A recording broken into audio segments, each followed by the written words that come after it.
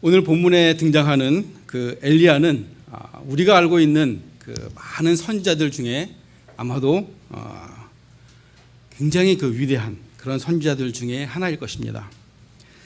아마 이스라엘 역사상 중에 가장 위대한 선지자가 바로 엘리야일 것입니다. 그런데 오늘 우리가 읽은 본문의 내용과 그 엘리야를 비교해 보면 좀 그 엘리야의 그 명성에 맞지 않는 그런 모습입니다. 그렇기 때문에 우리가 오늘 본문을 읽으면서 좀 잘 이해하기가 어려운 그런 부분이 바로 오늘 본문 내용이 아닐까 그렇게 생각합니다. 오늘 본문 내용은 엘리야가 호렙산이라는 그 산에 가서 굴에 숨어 있을 때 하나님께서 찾아오신 내용입니다. 그럼 왜 이 위대한 정말 그 역사상의 대단한 그 엘리야 선지자가 굴에 숨어 있을까요? 우리가 그것을 이해하기 위해서는 그 앞장 우리가 읽은 19장 그 앞장에 있는 18장을 우리가 읽어야 되는데, 그 엘리야 하면 우리가 가장 그 연상이 되는 것이 바로 갈멜산의 전투입니다. 그 당시 이스라엘은 그 아합 왕이라는 왕이 다스리고 있었는데, 이 아합 왕은 굉장히 악한 왕이었습니다. 그 이스라엘 역사상에서도 굉장히 악한 왕이었고, 또 그 아내 그 왕비 이세벨은 우상신들을 섬기고 있는, 오히려 보면 하나님의 그 입장에서 보게 되면 더 나쁜 그런 왕비였습니다. 그래서 그 우상 바알과 아세라를 섬기는 그런 선지자들을 자기네 궁에서 왕궁에서 먹고 마시게 할 정도로 그렇게 우상들을 섬긴 그런 이세벨이었습니다. 그래서 그 아합과 이세벨이 다스리던 그때는 이스라엘 보게 되면 이스라엘 입장에서 보게 되면 종교적으로는 암흑 시대라고 볼 수가 있습니다. 그래서 이세벨의 그 비호를 받는 바알 선지자 450명, 또 아세라 선지자 400명, 이런 사람들이 바로 왕궁에 거하게 됐죠. 근데 그 엘리야가 바로 이런 사람들을 대상으로 해서 대결을 신청합니다. 너희는 다 갈멜산에 와라. 갈멜산에 와서 어떤 신이 진짜 신인지, 어떤 신이 살아있는 신인지 대결을 하자. 우리가 어떻게 보면 좀 말이 안 되는 시합이죠. 450명 더하기 400명, 무려 850명 대 1명이 싸우는 그런 대결입니다. 그래서 이 갈멜산에 이런 그 선지자들과 이스라엘 모든 사람들이 모여서 그 대결을 보게 됩니다. 송아지를 2마리를 치에다가 그 2마리 중에 하나를 선택해서 각을 뜨고 나무로 제단을 쌓은 다음에 그 위에다 송아지를 올린 다음에 기도를 해서 어떤 신이 응답을 하는지 보자, 이걸로 대결의 룰을 정한 것입니다. 그 다음에 아합과 아세라의 선지자가 850명이기 때문에 엘리야는 너희들이 먼저 해라. 너희 신들에게 먼저 하나님께 기도하라라고 신들께 기도하라고 이야기하죠. 그들이 아침부터 열심히 기도를 합니다. 정오까지 됐지만 그러나 응답이 없습니다. 그래서 그 엘리야는 그 선지자들에게 더 큰 소리로 기도해라. 너의 신이 지금 졸고 있는지 모르겠다. 아니면 잠시 외출했는지 모르겠다. 그래서 그렇게 그런 조롱 섞인 말을 듣게 되자 그 바알과 아세라 선지자들은 더 크게 기도합니다. 자신의 신들을 위해서. 심지어는 칼로 자기 몸을 자해하면서까지 그렇게 기도합니다. 그러나 그 신들은 응답이 없습니다. 응답할 수가 없죠. 죽은 신들이기 때문에 응답할 수가 없습니다. 그래서 이제 그 엘리야의 순서가 됐습니다. 엘리야는 그 제단에다가 물을 다 부어서 그 제물이 다 물로 젖을 뿐만 아니라 그 밑에 있는 그 나무까지도 다 적셨습니다. 한 번이 아니고 3번씩이나 물을 부어서 심지어는 그 밑에 있는 도랑까지 물이 그렇게 가득 차게 만들었습니다. 그러고서 엘리야가 하나님께 기도합니다. 바로 하나님의 살아계심을 보여달라고 엘리야가 기도합니다. 그러자 하늘에서 불이 내려와서 그 제단을 다 불태울 뿐만 아니라 심지어는 도랑에 있는 물까지 다 태워버리는 그런 놀라운 역사가 일어난 것입니다. 그뿐만 아니라 그 당시 이스라엘은 하나님의 저주로 무려 3년 반 동안 가물었습니다. 비가 오지 않았습니다. 그래서 이 엘리야는 갈멜산 꼭대기에 올라가서 하나님께 기도합니다. 6번이나 기도했는데 저 반응이 없어요. 근데 7번째 기도했을 때 사환이 보니까 저 멀리서 사람 손바닥만한 구름이 올라오더라. 결국은 그 구름이 올라와서 큰 비를 이루었다라는 것을 우리가 18장에서 볼 수가 있습니다. 이런 어마어마한 좀 우리가 상상도 못할 이런 놀라운 일을 한 그 선지자 엘리야가 아니 어떻게 해서 이런 굴 속에 숨어 있을까요? 단순히 왕비 이세벨이 바알과 아세라 선지자 850명을 죽였다고 내가 너의 목숨을 취하겠다라고 그렇게 위협했기 때문에 엘리야 선지자가 그 소리 듣고 혼비백산해서 도망가 버린 건 그런 것은 아닐 것입니다. 바로 그거에 대한 의문에 대한 답이 우리가 19장 3절에 보면 그렇게 나와 있습니다. 제가 읽어드리도록 하겠습니다. 그가 이 형편을 보고 일어나 자기 생명을 위해 도망하여 라고 되어 있습니다. 우리 한글 성경을 보게 되면 이 형편을 본다. 다시 말해서 왕비 이세벨이 자기를 위협해서 자기 목숨을 구하기 위해서 마치 도망한 것으로 이해할 수가 있습니다. 그러나 여기 사용된 히브리어 동사를 보게 되면 라아라는 동사를 썼습니다. 그 동사의 뜻은 숙고하다, 고민하다, 확실히 고려하다라는 뜻입니다. 즉 다시 말해서 지금 상황이 돌아가는 것들을 곰곰이 생각해 보니 바로 엘리야가 이렇게 행동한 것입니다. 다시 말해서 갈멜산에서 하나님께서 놀라운 역사로 이렇게 하나님의 살아계심을 나타내 보이셨고 또 무려 3년 반 동안 가물었지만 그러나 기도로서 큰 비가 내려오는 것을 자기와 왕이 체험했음에도 불구하고 또 그 자기가 체험한 것을 자기 아내가 되는 왕비 이세벨에게 다 이야기했음에도 불구하고 그들의 마음이 변하지 않고 그들이 살아계신 하나님께 돌아오지 않고 오히려 자신의 생명을 죽이려는 그러한 그 완악한 마음을 버리지 않았다는 것을 알게 된 것입니다. 엘리야가 믿고 있던 그 신앙 체계는 무엇입니까?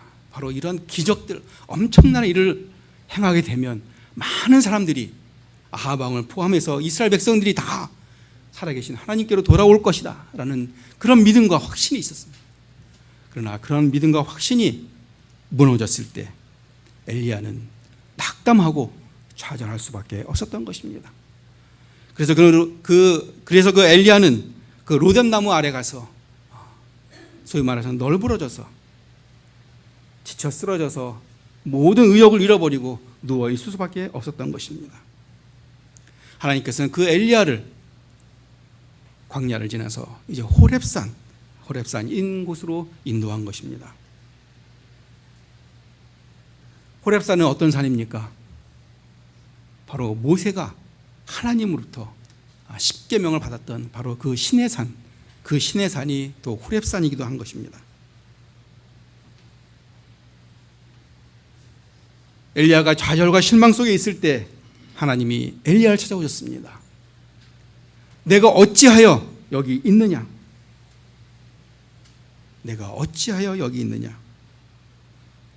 이 질문은 단순한 질문이 아닙니다. 바로 엘리야를 책망하시는 말씀인 것입니다. 선지자인 내가 어찌하여 산속에 숨어 있느냐? 이스라엘 백성 가운데서 하나님의 말씀을 전해야 할 선지자 내가 어찌하여 홀로 이 동굴 속에 있느냐는 바로 책망의 말씀인 것입니다. 그러자 엘리야는 3가지로 별명을 넣습니다. 오늘 10절 하반절을 보게 되면 이는 이스라엘 자손이 주의 언약을 버리고 주의 제단을 헐며 칼로 주의 선지자를 죽였음이옵니다 없더라라고 이야기하고 있습니다. 즉 엘리야 자신이 광야를 지나서 저 멀리 호렙산, 그것도 호렙산에 있는 굴 속에 숨어 있는 그 이유가 단순히 왕비 이세벨이 자기를 위협하기 때문이 아니라 바로 이스라엘 백성들, 특히 하나님이 선택한 선민 이스라엘이 하나님의 언약을 버리고 또 제단을 통해서 하나님께 번제와 속죄제 여러 제사를 드려야 할 그 제단을 드리지 않을 뿐만 아니라 아예 허려버려서 이제 앞으로는 다시는 그 하나님께 드릴 제단마저 없애버리고 마지막에는 심지어는 바로 하나님의 선지자들, 주의 선지자들을 다 죽였다고 이야기하고 있는 것입니다. 이제 자신만 홀로 남았음을 하나님께 항변하고 있는 것입니다. 그러자 하나님은 엘리야에게 이야기합니다. 산에 나가서 내 앞에 서라. 내가 너에게 세 가지를 보여주겠다. 첫째, 바람이 지나갑니다. 근데 이 바람이 얼마나 강하고 큰지 산이 가르고 바위가 부서져 버리는 그런 강력한 바람이었습니다. 그러나 그 바람 속에도 하나님은 계시지 않았습니다. 또 바람이 다 지나간 다음에 그 다음에는 지진이 있었습니다. 온 땅을 상틀 만한 그런 지진이 있었지만 그러나 그 지진 속에도 하나님은 계시지 않았습니다. 그 후에 불이 왔습니다. 이 불은 정말 엘리야가 굉장히 친숙한 불이죠. 왜냐하면 그 갈멜산 전투에서 자신에게 승리를, 엄청난 승리를, 또 엄청난 기적을 보여준 그 불입니다. 그러나 그 불 속에서도 하나님은 계시지 않았습니다. 이렇게 크고 강한 바람과 지진과 불이 다 지난 후에 세미한 음성이 있었습니다. 바로 그 세미한 음성 속에 하나님이 계신 것이었습니다. 왜 하나님께서는 크고 강한 바람, 또 지진, 불과 같은 그런 강한 것 속에 나타나지 아니하시고 정말 들을 수 없는, 온 신경을 집중하지 않으면 들을 수 없는 그런 미세한 소리 가운데 임하셨을까요?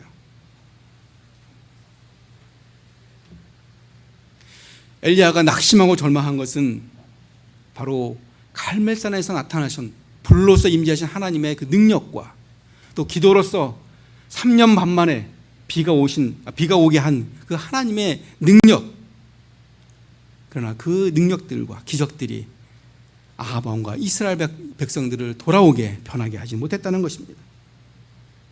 하나님은 세미한 음성 속에 있는 것처럼 바로 비록 미세한 소리일지라도 하나님은 자신의 소리를 듣기를 원하셨다는 것입니다. 우리가 여기서 한 가지 생각해 볼 것은, 우리가 갈멜산 전투를 얘기하면 우리는 그 이방 선지자들과 그다음에 엘리야가 싸운 대결에만 우리가 포커스를 맞추게 됩니다. 그래서 하늘에서 불이 내려오고 제단이 다 불타고 도랑에 있는 물까지 다 없어지고, 그러나 우리가 그 사건을 조금 더 자세히 살펴보게 되면 거기에 또 다른 면을 우리가 발견할 수가 있는 것입니다. 바알과 아세라 선지자들이 자신들의 신들에게 기도를 합니다. 18장 26절 하반절에 보게 되면 바알이여 우리에게 응답하소서 하나 아무 소리도 없고 아무 응답하는 자가 없으므로 라고 기록되어 있습니다. 자, 그러자 엘리야가 또 조롱을 했지요. 그러자 그들은 더 크게 큰 소리로 기도를 합니다. 그러나 29절을 보게 되면 아무 소리도 없고 응답하는 자나 돌아보는 자가 없더라 라고 이야기하고 있습니다. 이 대결은, 이 제단은 뭔가 불을 타서 뭔가 외형적으로 나타나야 되는데 왜 성경에서는 왜 아무 소리가 없다라는 소리에 그렇게 주목하고 있을까요? 바로 이것은 그 당시 이스라엘 백성들의 영적 상태를 이야기하는 것입니다. 바로 아합과 이세벨이 다스리는 그 시대에는 하나님의 소리가 없음을 간접적으로 증명하는 것입니다. 즉 이방신들이 떠들고 이방승들이 우세한 그곳에는 바로 하나님의 소리, 하나님의 음성이 없었다는 것을 이야기하고 있는 것입니다. 아합 왕과 이세벨이 다르시던 그들은 그들이 하나님을 섬기는 것 같으면서 이방신들을 섬기는, 다시 말해서 종교가 혼합되어 버리는 그런 시대에 살았습니다. 오히려 하나님의 선지자를 죽여버리는, 그래서 하나님의 말씀을 듣지 않는 그런 시대가 바로 아합과 이세벨의 시대였다는 것입니다. 엘리야가 기도할 때 하나님께서 불로 응답하셨지만, 그러나 그 응답 속에도 하나님의 음성은 없었던 것입니다. 그러나 오늘 본문을 보게 되면 바로 엘리야가 호렙산 굴 속에 숨어 있을 때 하나님께서는 찾아오셔서 바람도 아닌, 지진도 아닌, 불과 같은 그런 강력한 것들이 아닌 바로 미세한 소리로, 미세한 음성으로 우리에게, 엘리야에게 찾아오신 것을 우리가 알 수가 있는 것입니다. 소리를 임했다는 것, 바로 그것은 바로 하나님의 말씀이 임했다는 것을 의미합니다. 엘리야의 이런 모습은 어쩌면 우리와 많이 닮아 있습니다. 좌절과 실망에 빠져 있는 엘리야는 하나님께 나아가지 않았습니다. 그러나 하나님이 먼저 찾아오셨던 것입니다. 우리가 복음을 듣고 우리가 하나님을 알게 되는 것, 그것도 마찬가지죠. 하나님이 먼저 우리를 찾아오시고 또 말씀으로 우리를 깨우쳐 주신 것입니다. 그러나 많은 사람들은, 심지어는 크리스찬조차도 뭔가 강력한 기적과 같은 그런 일이 있으면 좀 더 하나님을 잘 믿을 것 같고, 더 강한 믿음을 가질 것 같고, 안 믿는 사람이 금방 믿는 사람이 될 것 같은 생각이 들지만, 그러나 하나님은 그렇게 역사하지 않으신다는 것입니다. 물론 그렇게 특별한 경우에 그렇게 역사하시는 경우도 있죠. 그러나 하나님 우리에게 바로 하나님의 말씀인 성경 66권을 우리에게 주신 것입니다. 바로 그 안에 하나님의 음성이 있고 하나님의 소리가 있는 것입니다. 이미 계시로서 하나님은 성경을 완성하신 것입니다. 성경 안에 하나님의 음성과 하나님의 뜻이 들어있는 것입니다. 성경을 통해서 하나님은 우리에게 말씀하십니다. 내가 너희를 사랑하기 때문에 예수 그리스도를 이 땅에 보내신 것입니다. 바로 예수 그리스도가 이 땅에서 우리를 위해 십자가에 죽으신 것은 바로 우리들에 대한 하나님의 사랑을 나타내 보이신 것을 의미하는 것입니다. 하나님 우리에게 하나님의 말씀, 즉 성경 말씀을 통해서 말씀하고 계십니다. 그 말씀을 어떤 때는 세미한 음성과 같이 그렇게 우리가 잘 알아들을 수가 없을 때가 있습니다. 그러나 하나님은 여전히 그 말씀으로 우리에게 응답하고 계시는 것입니다. 계속해서 하나님은 엘리야에게 이야기하고 있습니다. 엘리야가 이야기한 대로 이제 나만 남았습니다. 그러자 하나님께서는 엘리야에게 이제 내가 좌절과 실망에서 털어버리고 네가 할 일을 가르쳐 주신 것입니다. 하사엘에게 가서 기름을 부어 아람의 왕이 되게 하고, 또 예후에게 기름을 부어 이스라엘에게 왕이 되게 하고, 또 엘리사에게 기름을 부어 선지자가 되게 하라. 즉 선지자가 해야 할 일들을 가르친 것입니다. 그리고 나서 하나님께서 더 추가적으로 말씀하십니다. 18절을 보게 되면 내가 7,000명을 이스라엘에 남겨놓을 것인데 이들은 모두 바알에게 무릎을 꿇지도 않고 그에게 입을 맞추지도 않은 사람이들이다. 엘리야는 자신 혼자만 남아 있는 것으로 그렇게 생각했던 것입니다. 그러나 하나님께서는 무려 7,000명이나 바알에게 섬기지 아니하는, 무릎 꿇지 아니한 그런 사람들을 남겨놓았다는 것입니다. 그 당시에 왕궁에서 바알과 아세라 선지자들은 호의호식하며 그렇게 살았지만, 그러나 하나님께서는 빛도 없이 소리도 없이 이스라엘 전역에 7,000명이나 되는 그런 사람들을 남겨놓으신 것입니다. 바로 엘리야에게 위로와 격려의 말씀을 주신 것입니다.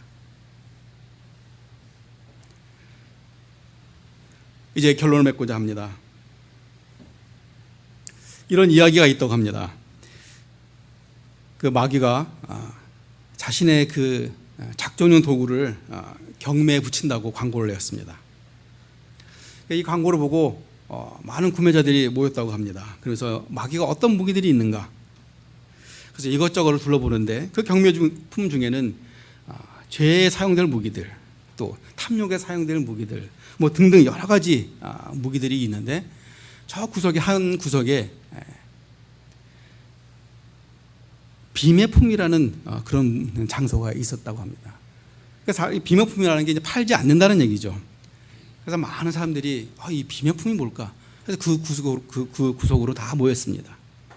그러자 그 마귀가 이야기하기를 다른 무기는 다 팔 수 있지만 이 무기는 팔 수 없다. 이것은 우리한테 이제 가장 강력하고 비밀스러운 무기인데 그 무기는 낙담이라는 무기다. 이 낙담을 가지고 있으면 사람의 마음속에 들어가서 그 사람의 인격과 생활 모든 것을 다 파괴할 수 있다라고 이야기했습니다. 우리가 낙담, 또 좌절, 절망 이런 것들은 우리의 삶 속에서 가장 치명적인 것들 중에 하나인 것은 틀림없습니다. 엘리야가 가지고 있던 그 신념, 가치체계, 그 믿음이 완전히 무너졌을 때 엘리야도, 그 위대한 선지자 엘리야도 좌절하고 실망하고 낙담할 수밖에 없었던 것입니다. 그러나 그 와중에 있는 엘리야에게 찾아오신 그 하나님은 미세한 음성으로, 알아들을 수 없는 음성으로 이야기하고 계십니다. 엘리야야, 내가 여기서 무엇을 하고 있느냐? 하나님의 역사하심은 강한 바람과 지진이나 불과 같은 그런 강력한 것으로 역사하시는 것이 아니라 미세한 음성으로 우리에게 다가오신다는 것입니다. 하나님은 오늘도 성경 말씀을 통해서 우리에게 미세한 소리로, 미세한 음성으로 우리에게 말씀하고 계십니다. 비록 그 음성이 미세할지라도 우리가 영적으로 깨어 있으면 그 음성을 들을 수가 있고 민감하게 반응할 수가 있는 것입니다. 그래서 이번 주는 저와 여러분이 이 하나님의 미세한 음성을 성경을 통해서 깨닫고 듣고 승리하는 한 주간이 되시기를 간절히 축원합니다. 아멘.